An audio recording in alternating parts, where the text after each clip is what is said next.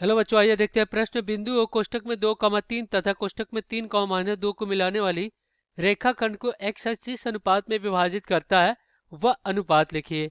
तो हम क्या करेंगे, यहाँ पे मुख्य अवधारणा लिखेंगे।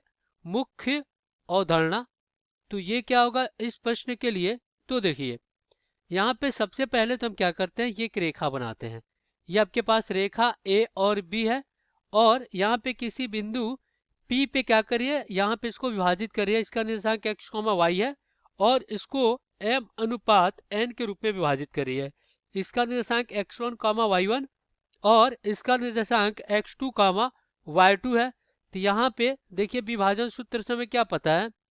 विभाजन सूत्र, विभाजन सूत्र क्या होता है, ये होता है आपका P कोष्टक में x कॉमा वाई और बराबर में आपका M X two plus N X one और बटा में कितना 2 और comma M Y two plus N Y one और बटा में कितना 2, ये होता है।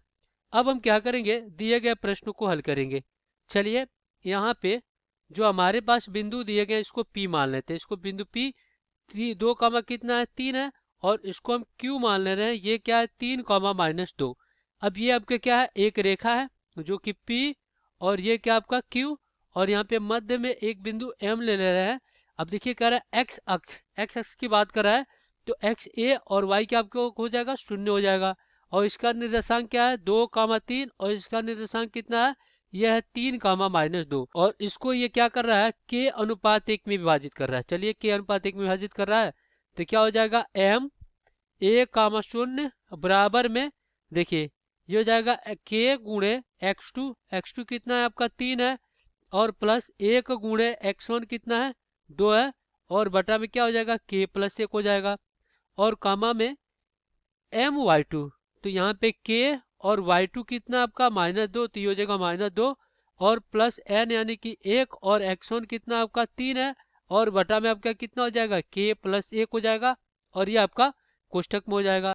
अब अगर हम क्या करते हैं, थोड़ा हल करते हैं इसको, तो यहाँ पे क्या हो जाएगा, m a,0 और बराबर में ये हो जाएगा 3k, ये होगा 3k, और 1 से गुणा कराएंगे 2, और यहाँ पे क्या हो जाएगा प्लस में 2 और बटा में k प्लस 1, और ये आपका कोष्टक में और कामा में ये क्या हो जाएगा, देखिए ये होगा -2k प्लस 3। तो यहाँ पे लिख लेते हैं -2k और प्लस में 3 और बटा में k प्लस 1।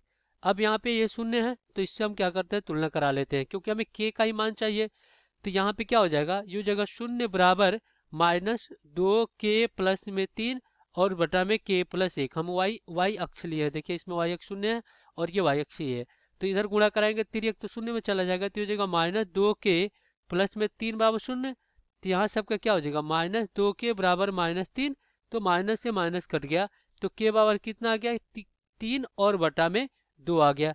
तो अनुपात कितना हो जाएगा, 3/2 अनुपात 1। अब हम क्या करेंगे, 2 से इसमें गुणा करा देंगे, तो यहाँ पे 3 अनुपात कितना हो जाएगा 2।